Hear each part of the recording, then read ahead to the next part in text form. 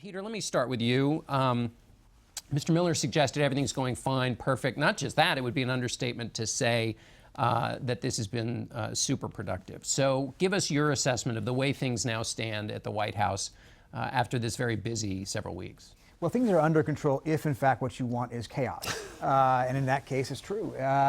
Look, we're talking about different realities here. And the reality for a lot of Americans who do support President Trump is that things are going well. They do want him to take on illegal immigrants. They do want him to take on, the borders and in terrorism and so forth, and that they see an establishment standing against him that he needs to battle against. It's not enough to be polite. You have to go to war with them. But for the rest of Washington, including Republicans like Jeff Flake, who you had on earlier, this is a real problem, and they don't see a White House that seems to have its ship heading in a clear direction. Susan, we're used to getting spin on Sunday mornings, and so Stephen Miller was, in one sense, doing exactly what White Houses are supposed to do, talk about how well everything is going. But what I'm hearing on the Hill, and do you hear the same thing, which is they need to see some signal that they get it inside of the White House of where things have gone poorly and where they've gone well. Is that a risk for them if they're just saying everything's great, that they're not in touch with maybe some of the worries that their allies have? Well, we heard Steve Miller say to you that there have been more accomplishments by Trump in his first 3 weeks than some presidents in their entire tenure, which is quite an extraordinary comment. I think it is true that that President Trump has had a lot of activity in these first 3 weeks. But one thing we've seen happen, maybe just mostly in the last week, is he is now colliding with the constraints of his office. The presidency has a lot of power, but it is one with both constitutional constraints, like the oversight of the courts. You saw Steve Miller say the courts are not supreme. Well, the fact is, when it comes to whether an executive order is constitutional or whether it can be stayed, the courts will be supreme on that kind of decision. And running into the realities of things like foreign capitals, for instance, this past week, the president acknowledged that he believed in and supported the one China policy. That is a change on his part, and it reflects the power of foreign capitals to affect what a president can and cannot do and say. So the question, I think, for some congressional Republicans and others is, are they learning? Is this a learning curve where they're going to learn some of these lessons and operate in a more skilled manner in this new kind of leadership role? I want to get back to China in a moment, because obviously that gets into North Korea, as Senator Schumer said. Reihan, what's your assessment of the activist Trump presidency as it hits the constraints of the office that are natural? Well, one of the funny things you see under any president is that public opinion often moves in the opposite direction of a president. So, for example, under Barack Obama, funnily enough, the public actually moved to the right on a number of different issues. But Donald Trump has had saturation coverage for a very long time, and it seems that the net effect on public opinion on some of his core issues has actually been to move the public in the opposite direction from him.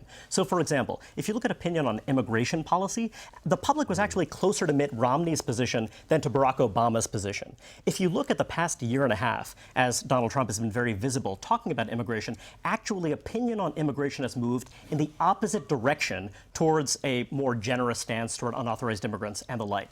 So the thing is that if I'm Stephen Miller, if I'm Donald Trump, I need to think strategically. How do you change the dynamic? How do you grow Donald Trump's, frankly, pretty constrained coalition? And the problem is that he's been doing things that are the opposite of what you'd want to do. If you were a disciplined political operation, what you would do is you would deny sympathetic plaintiffs to your opponent. If there's a perception that you are not entirely competent, what you do is move very slowly and cautiously to demonstrate in the early phases of your administration, no, I'm reassuring you. I'm showing you a different side of my personality that you did not see during the campaign, and then you move systematically to expand your agenda, to become more ambitious over time. So Donald Trump has done the opposite of that, and that's going to be a problem if you believe in the kind of Trump-Miller agenda of doing something that is actually quite distinct from previous Republican presidents. Right. I mean, there's no question that the movement, since he's been in office, has been to accentuate what we saw in the campaign. I mean, when you look at the 2016 campaign, what it did was it accelerated, intensified all of the divides that had been building over the past 2 decades in American politics. The class divides, the racial divides, the generational divides, the geographic divide.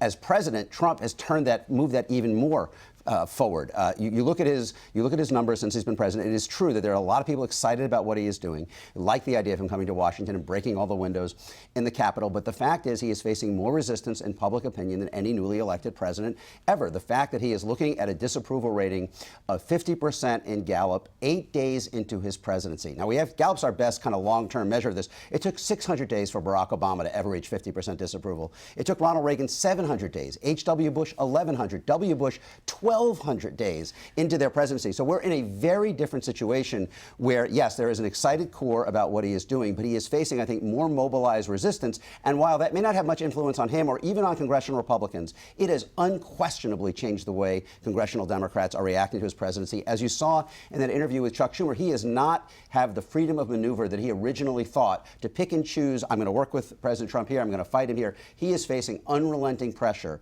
from a Democratic base where the Trump disapproval is over 80%.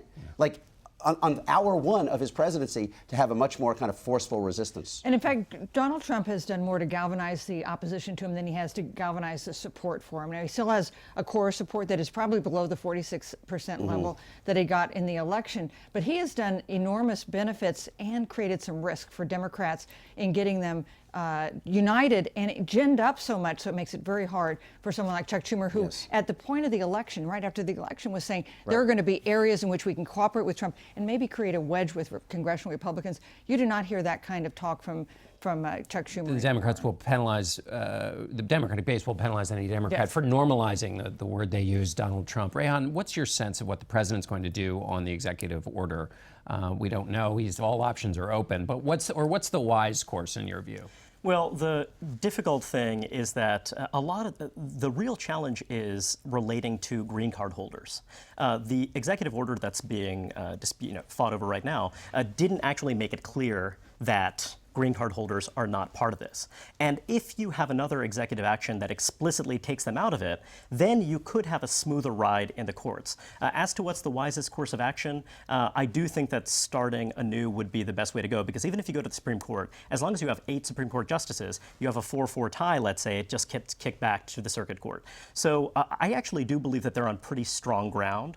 The problem is, do you just evaluate this executive order within the 4 corners of the executive order itself, or do you take into account statements made by various political advisors, people like Rudy Giuliani and what have you, to say that the intent of this was something entirely different?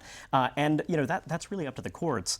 So my sense is that starting afresh and also having a larger messaging around it that shows that this is cabined and limited and specific would be very helpful. Well, that goes back to that question of having a strategic approach. Peter, let me ask you a question about National Security Advisor Michael Flynn.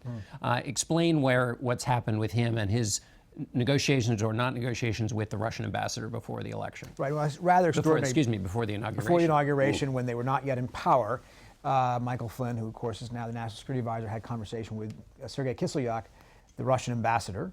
And the question is, did they talk about sanctions? And Michael Flynn initially said, no, we didn't talk about that. But now we've seen reports, the Washington Post reported, that he did. And Michael Flynn has now backed off, saying, well, it doesn't really remember necessarily. That's not what he recalls.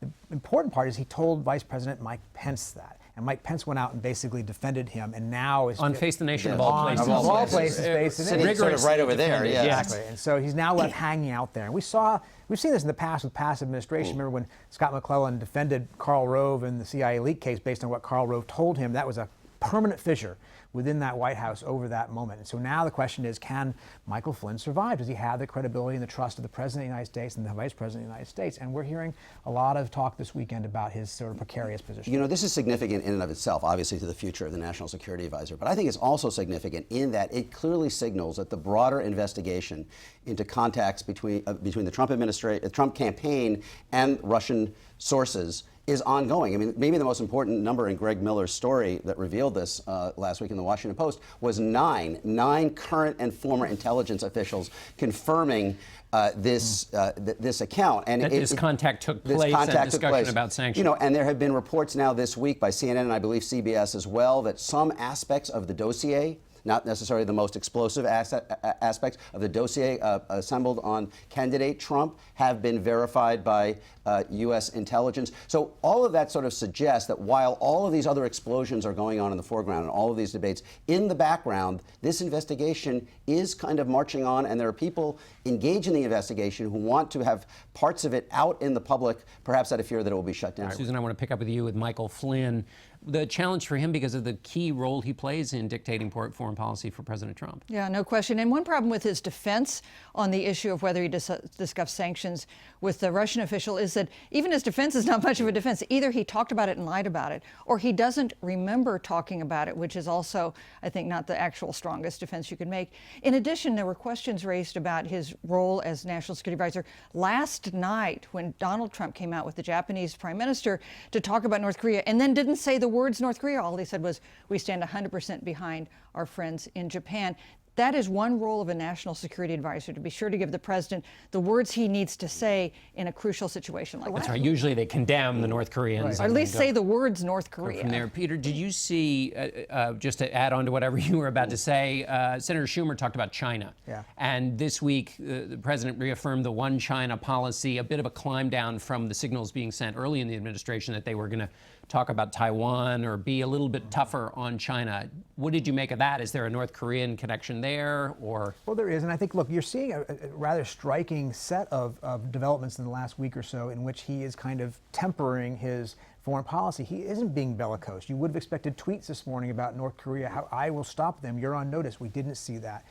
He did in fact have a make-up call with China's President Xi. He said to an Israeli paper that settlements are not helpful, may not be helpful, and he asked Israel to be more reasonable, and he didn't say he's going to actually move the embassy to Jerusalem. He hasn't yet lifted sanctions on Russia. There have been a number of signs, and as you point out, Rex Tillerson told the Secretary of State told the EU that they're going to leave the Iran deal for the moment in place. So there are signs that on foreign policy there are shifts, there are evolutions, and in fact it's kind of tempering his normal instincts. With regard to Israel, one thing that's worthy of note is that for Netanyahu, his Who's coming this week? His domestic political situation is such that, in fact, he has used the United States in order to make the domestic case to the settler movement. Hey, guys, I can't be completely with you because the United States is holding me back. So Donald Trump now, you could argue, is in fact working closely with Netanyahu by providing that countervailing pressure. You could see this across a variety of other domains as well. It seems as though what Donald Trump is trying to do is something similar to, let's say, the Nixon doctrine.